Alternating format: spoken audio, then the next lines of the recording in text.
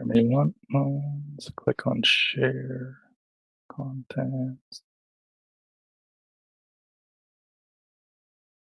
Is it sharing correctly? Yep. Or Yep. okay, perfect. So enrollment. Uh, this uh, this training is meant to talk about enrollments, how to maneuver in e-grants and correct the enrollment and members. While nothing has changed from last year, so we could practically put last year's training and call it as it. But do want to kind of bring up a few quick notes. Is that usually it's a struggle for new programs, or if there are new staff that is handling the roles of the enrollments.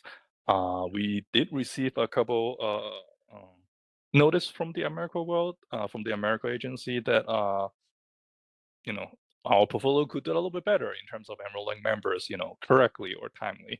Um, because whenever there is a member that is kind of enroll not correctly, and then we have to go back and do some adjustment on their start date. We have to inform AmeriCorps, and they will have to actually adjust it on their end. So, and they have been informing us that there seems to be quite a few of the case from our portfolio. So, I just want to kind of go over this a little more in depth. I would strongly encourage you to reach out to your program administrator if you are new and when you're first time enrolling to the enrollments, so that they can guide you through the process, at least for the first time. Make sure it's done it right the first time. Then you have the experience to do it in the future. But so overview. So starting all the enrollments outside of the application process, which could be involving platform outside of the grants. You could be looking for candidates, maybe like let's say on Indeed.com, any job searching website, or any even social media nowadays. Um, but essentially, once they candidates identified, they always go into grants to finish the rest of the process. So the process start either with some opportunity listing, whether it is on eGrants, whether it is externally outside of eGrants, and then once they either look up your listing and then apply to your listing, or either you have identified a member, you can send them an invitation to apply to your programs, and then once they hit applied, they will be sent to eGrants to create an account. Unfortunately, in the case for Jim, that Michael misspelled his name during that account creation. So if that is where the issue happens, and we have to correct the issue with eGrants, they will be required to create an account and then submit an enrollment form in eGrants, which might already have sent in those information through other means to you beforehand, and that's perfectly fine. But eGrant usually asks them to fill in the information to keep a copy of it, and once they hit on the applications enrollment form, you have the option to hit accept or reject, and then afterwards it will start verifying their social security and citizenship checks. Hopefully, if everything goes through, and then you complete the criminal background check externally outside of eGrant. Once everything is verified, then the member is eligible for enrollment. So let me see if we can pull up a couple of slides from eGrants to show. Starting with listings. So when you go into eGrants, you once you go into the home page, you want to click on Portal Home that is on the right side of eGrants. And once you click on Portal Homes, it will lead to this page where it shows there on the left hand side there's a long list of menus, or maybe might be like depend on how many programs that you have. You want to go to recruitment basket as as at the start of process, and then you want to go to service opportunities. You want to create an opportunity listing, assuming if you're new to the America world, or you can click on edit, existing service opportunity. So by having a service opportunity up, so there is a public link for them to apply if they if they search and look for it. Um, just want to quick reminder is that once you do any edits or create any listing, it doesn't show up, right away automatically. Actually, AmeriCorps staff has to go in and review your listing before, and hit approve before it goes up, becomes searchable. So that just becomes public. And on your posting, you can also set up parameters. Is it currently accepting applications? Who is the contact persons? So you don't have to create a new posting every year. You can kind of recycling the same posting. Just kind of editing the years in between the application date deadline in betweens, making minimum adjustments. So because creating a new posting for approval tends to take a little bit longer than just simply editing technical details. So once you set up the posting is approved is great, then you can potentially uh, uh, it is searchable, and then the program members could be looking up in my medical portal, and then click on apply links at that point. And then you also have to set up service location. So when you go to manage program, there is a on the, I believe, lower right side corner, there is a clickable option that says set up service locations, and then you can set up different host site. You need to at least have one host site because that is a required information during the member enrollment. So you need to at least have one, but you do probably want to list out different host sites that you have. Um, the process flowchart, I know it's not meant to be able to readable, on the left side unless you have really good eyes. But just kind of explaining, there are a couple phases. What we just went over is kind of like a well, actually, that was just the posting. So once a member kind of hit the set up their account, there are like 4 phases: pre-enrollments, and then verifying Social Security and citizenships, uh, completing the enrollment form, finalizing enrollments. So let me go over one stage at a time. Mm. So like I said, we start with pre-enrollment by either they click on, apply link on your listing, or either you can send out invitations on your ends. When you send out an invitation, it require a little bit more information. You also need their social security number, their email address, and their contact info. So if you do not have the information steadily available, I will usually recommend send a website link of your service opportunity listing, and for them to apply, click on apply directly. That usually is the easiest route. Um, if you don't know, how can you locate your service opportunity link, just feel free to reach out your PAs, or you can go to, we showed a couple slides ago. If you go to the portal homes uh, and manage service opportunity listing, you can get a link from there as well. And assuming they click the candidate click on apply link, and then or you send them an invitation, they will be asked to enter the enrollment informations, which is like education background, histories, um, you know, their demographic information. So the top couple tabs are information that they have to enter, and then and once they hit submit, and you will be able to see, what are some basic informations about the candidates. And then you want to go to the selection tab, you have the option to say, this person is selected for service or reject for service. Now, this is not the enrollment. This simply is just kind of the application phase. And then I think next is a slide to show what it looks like on, when you send out invitations. You have the name, social security number, date of birth, email address, and you have to select program locations, service location, and your program title as well. So that's why we need to have at least a service location before doing any kind of enrollments. And this is what they will see when they receive it, I believe. When they click on the sign up link, they will be required to enter that information instead of you entering it when they sign up for the account. So once you click on select this candidate for a service, we are halfway done, roughly halfway. So once you click on selected, the e-grants will automatically trigger a citizenships and criminal background check, not criminal, sorry, citizenship and social security number check. Now, there are 2 outcomes of it. They can be verified automatically by the system behind the scenes, Or they could say, well, we don't have the information to verify automatically, so we return it to you. So what happens is that you will have, if you get a case of return, you have to reach out to the eGrant help desk and letting them know this is the scenarios, this is the member. Can I request a secure file transfer link? Because you can send in information to verify citizenships and social security number. However, you cannot just send them through emails because those items are considered personal identifiable informations. We cannot send directly through email. So you have to request a secure file transfer link through the grant help desk. And once they provide you with the link, you can upload the necessary documentation to verify those informations.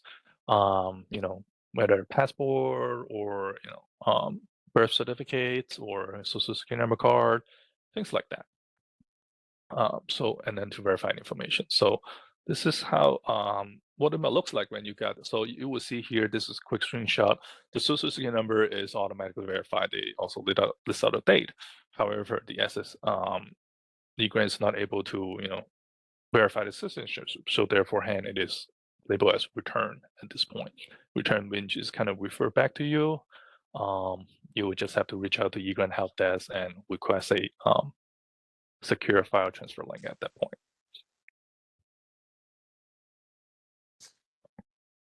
So, sorry, just maneuver in WebEx for a moment. And, couple status, what it could means, open, which means the person has created an account but have not actually saved their informations. Pending, which means they accept you have selected the person to serve in your program, so it is starting the automatic verification process. This usually take up to 2 business days. Verify, which is the good news. It means that the system behind the scene was able to verify automatically. Return, which means it's currently with you to make the initiation to request a secure transfer link. Manually verify, which means after you have provided information, they were able to manually verify the information and they are not currently verified. Cannot be verified is a rare case happens. Maybe the file that you upload was not really legible. They were not able to read it, things like that. So definitely follow up with the grant help desk to see why it cannot be verified, and then kind of work to troubleshoot from there.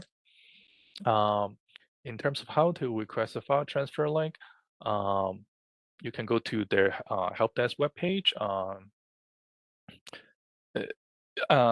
Or by calling them. The number is 1-800-942-2677. And just watch out for the business hours. They do close on Fridays occasionally. I think it was in the summertime. Or you can, kind of go to submit a request a link through their help desk web page. You can type in the URL link, or if you are at eGrants at any point, you can scroll down all the way to the bottom. There is a little, very small tab that says help desk. Either or can kind of get you there.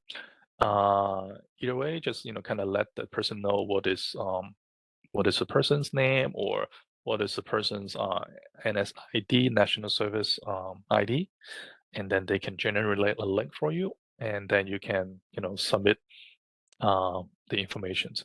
And if you have multiple, let's say you enrolling a batch of member at 10, there are 2 people that is having to do the manual verification required, you can send multiple, verification in the same file link.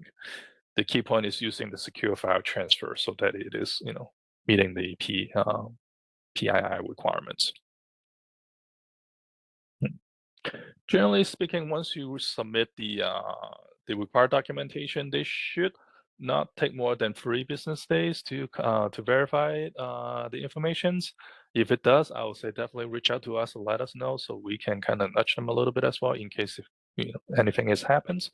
So make sure the documentation is legible so that they are able to see it. Mm.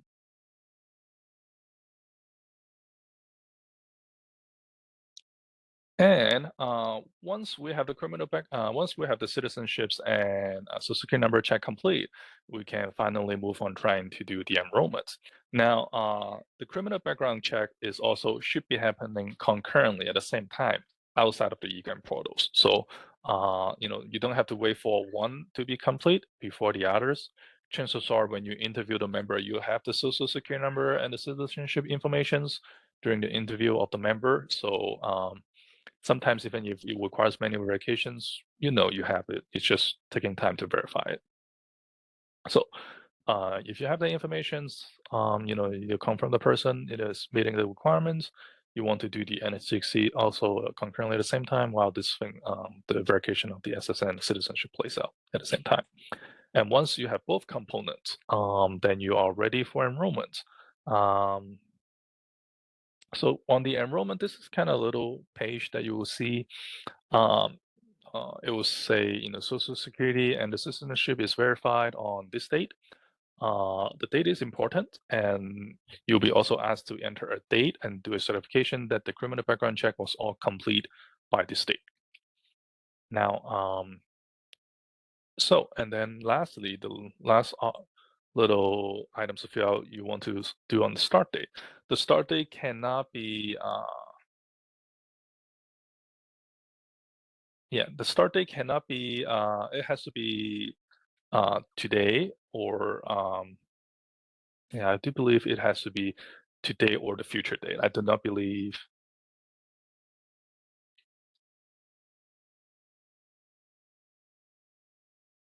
Sorry, but just one questions we have in the chat. Um,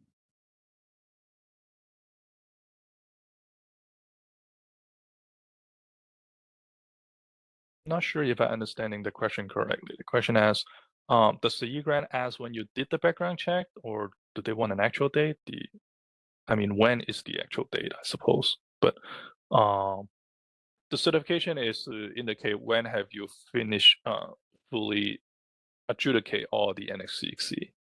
They do ask for a date, yes. I do believe this has been there since the rework of 2018, um, but yeah, you'll be asked to enter member start date, program year, program title, service location once again, and you'll be also asked to put them in a specific slot type, where there could be full time, half time, 3/4 time, whatever the case might be. Gonna, but emphasis is that you will have a date from the SSN, citizenships, and NXCXC.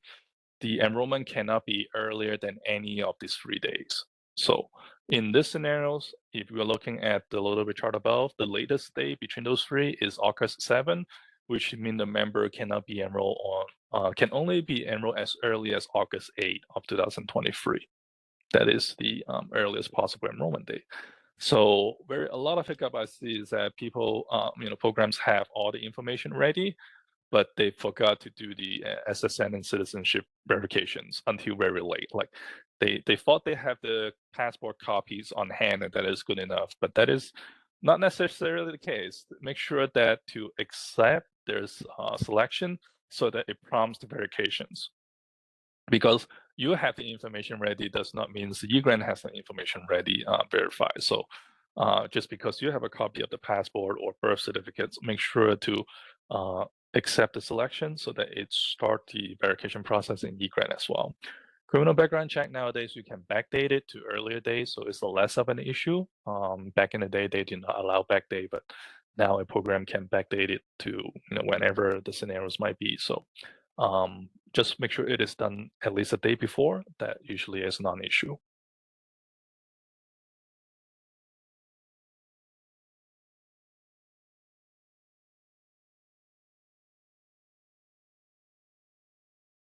Mm. And actually, let me finish next slides, then I can answer the two questions in chat. Just kind of make sure I don't lost track of the flow real quick. Because I want to kind of enlarge the enrollment placement informations a little bit.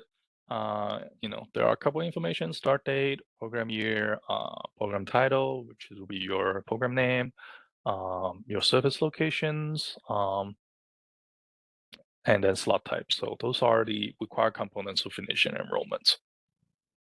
So looking back at the question in chat, Eric, may I ask you to maybe elaborate on the question a little bit? Not sure if I understand it correctly. If you want to get get on the mic, unmute, that's perfectly fine as well. If you have scenarios in mind.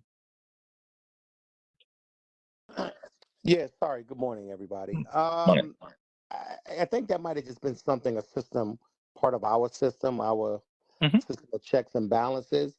Mm. To my understanding, one of the things we do, we fully complete, because you said it, they request the date when they want the NSC, when they want the field check, when all that check was done. Mhm. So we complete that before we start the E-grant, pushing it forward for citizenship and Mhm. Social Security verification. So Mm. I actually thought we had to complete that first before we start. Obviously it has to be all done before enrollment. Totally understand that piece. But Mhm. just that was just probably a system of checks and balances we put in just to make sure we didn't overlap or we didn't have something done. But I thought it actually had to be completed before we can, before the citizenship stuff was done. But I stand corrected that technically it doesn't have to be. We Mhm. still make sure we have all of our background fingerprints, all that Mm. stuff, and TrueScreen, all that stuff's done before we continue to move forward. But that's just our personal Understood. system. That I apologize for that. No, I was not a literally problem. getting ready to Yeah. write disregard my question. No problem. Yeah. So by all means, if your policy and procedure indicates that one should be done prior to the other, by all means, that's perfectly fine. I mean, policy and procedure can always be more restrictive than what the regulation requires. So if there is timelines of events that how it should happen by listed by agency, that's perfectly okay. So second questions. I stated the start date needs to be on the same day or later, but verbally said no earlier than the day before the start date. Let me.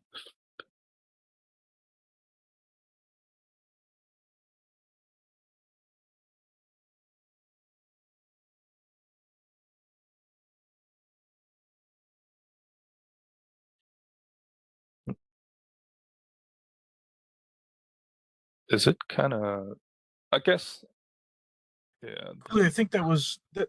Jim asked that question on the Uh-huh. previous slide, I believe. Yeah, I think it was the start date. I'm not sure if I might have misspoke during the slides. Then I'm not too sure if but the enrollment date can only be as up to date or a later date. It cannot be back date. Cannot be an earlier date. So let's say if the member is starting started yesterday. Yesterday will be the last day to enroll the members in grant. You cannot. This is more like a transitions from the past. In the past, there are kind of like a grace period of up to 30 days, and then shortened to 8 days, and then now there is no grace period from the past. So the member has to be enrolled in grant, before they start the service. Really, if that kind of hopefully that clarify the questions. Well, I mean, this is Jim Warner. Mhm. My question relates to the background checks were all done, completed, and they brought in the same day to start training, filling out paperwork. They have not gone out to the field to meet with, students or anything else, but it's getting them training. Can that be done the same day, or do you have to wait till the following day? The following day, yes. Are they able to start the same day, but just wait a day and have AmeriCorps reimbursement start the day after? I mean, Yes. I believe that they Yeah. should be paid. I mean, we could pay them as our organization pay them for their training on that first day. Yep. And then Okay. put for reimbursement starting the next day. Yeah. So if that is the scenarios, the first day, the hours, and the payments will be just simply between you and the members. That is outside of the AmeriCorps enrollment periods. That is just simply a agreement between you and the members. But as far as AmeriCorps is concerned, the criminal background check has to be complete at least a day before. So if they complete just the morning of, then that date of service they don't consider AmeriCorps activities. So yes, while it is perfectly okay to say, well, that day is just simply not on the AmeriCorps book. But usually it makes things a little bit trickier to handle because the thing behind the scene, there are other items that it also impacts. For example, the start date and the end date on the member's contract. You have to make sure it aligns to take out the first day of training. That is I guess prior to enrollments. You make sure that all the dot is crossed and all the line and cross check. So it just make sure you have everything is aligned perfectly in that scenarios. Thank you very much. Thank you for clarifying, Jim. So last slide. Just feel free. Just kind of some people might go to the last page and the enrollment, but enroll member button is not lighting up. What happens? Well, first make sure the social security number and citizenships are either in verified or manually verified status. The NSCC checkbox are checked, and there's a date. And there is make sure the start date cannot be later than today's date, so no future dates. But no earlier than the SSN and citizenships verification date. So those are some common issue that the enrollment button is not lighting up. So any questions regarding enrollment?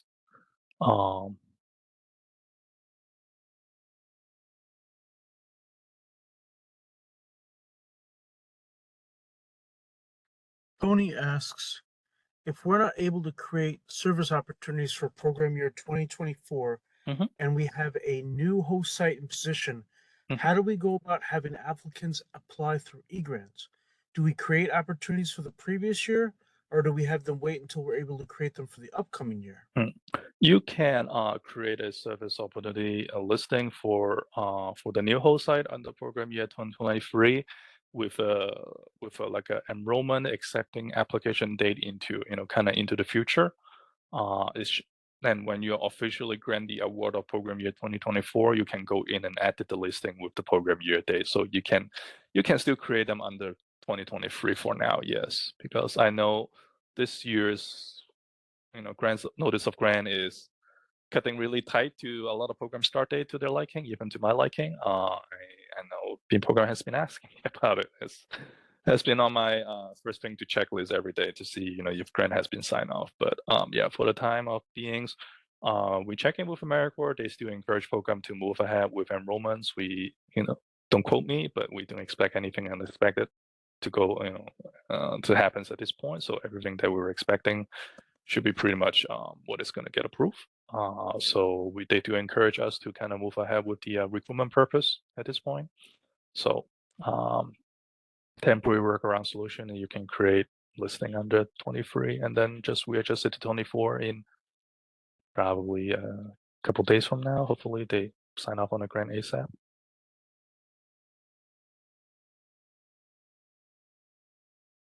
So Eric Bell is on the verge of asking a question. He has us on the edge of our seats, but he hasn't quite posted it yet.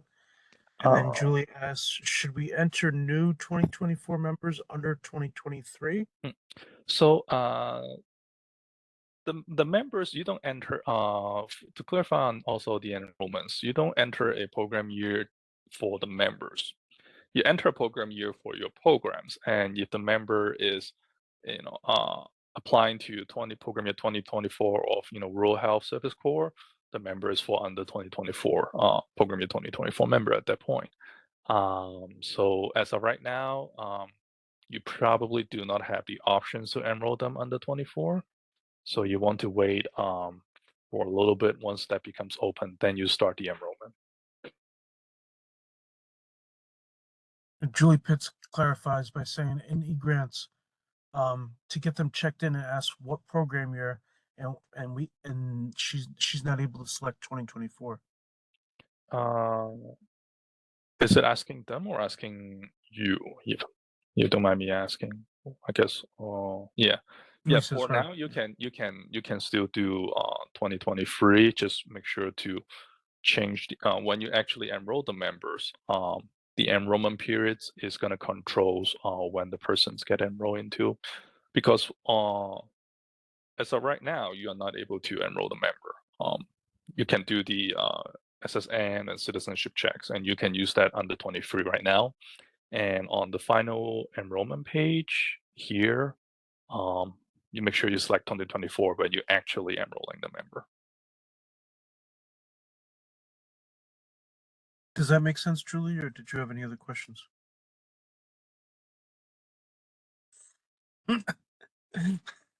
Well, keep us updated if it doesn't, Julie. Mm. Thank you. Yeah, Go ahead, sure. Eric Bell. Go ahead. Go for Mhm. it.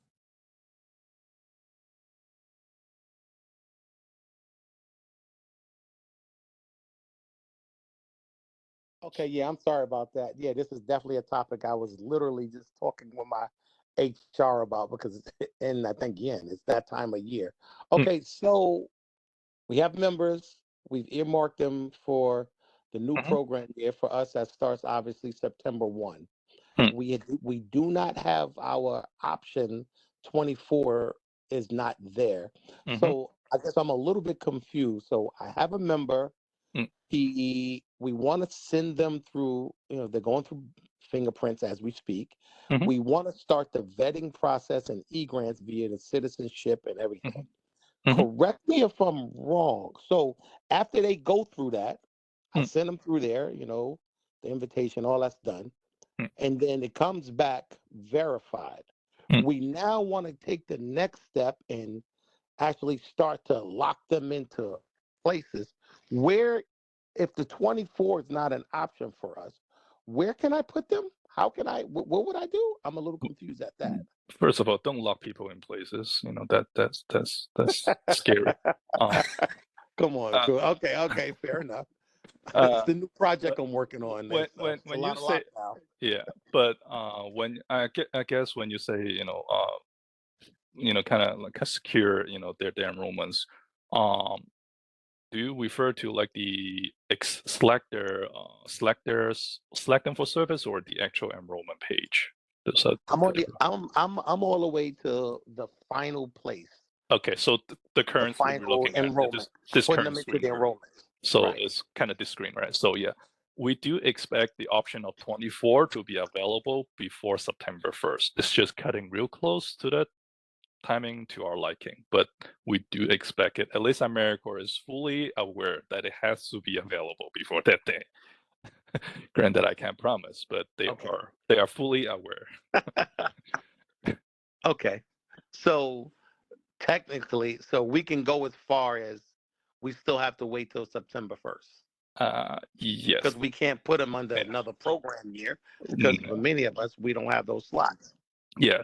Also, they will be bound to a different terms and conditions. Ad award is all going to be all messed up because they will be getting a 23 ad award. So no. Absolutely. But yes, we do expect 24 to be available very, very soon. Hopefully sooner the better. I know all programs are kind of asking when, but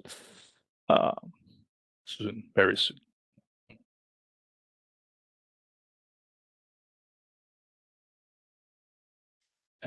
Any other questions?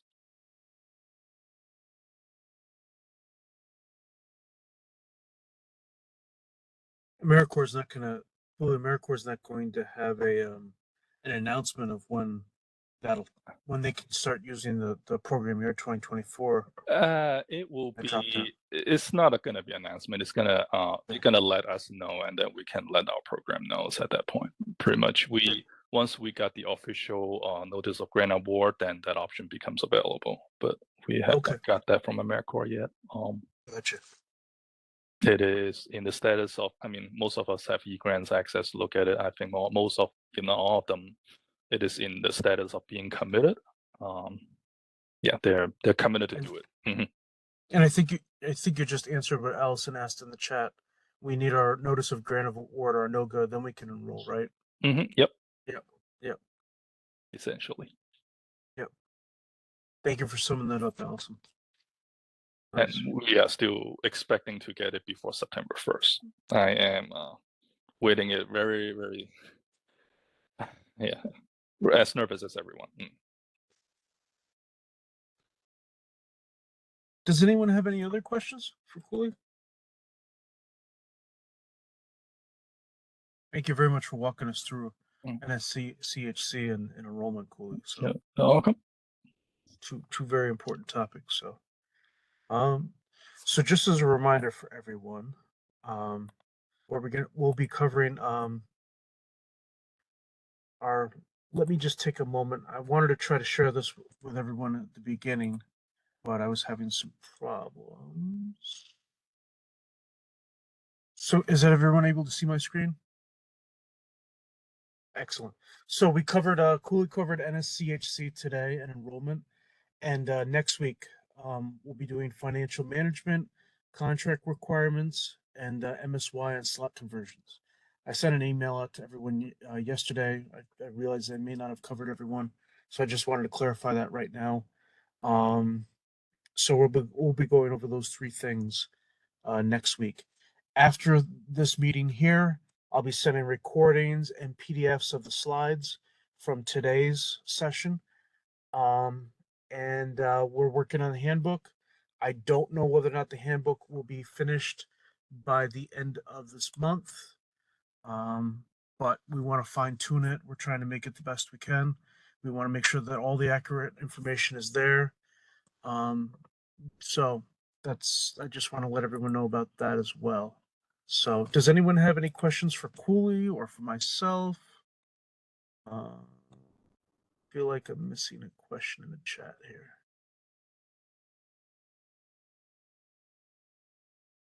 Yes, Liz, yeah, I'll be sure to forward the links to the previous sessions to you.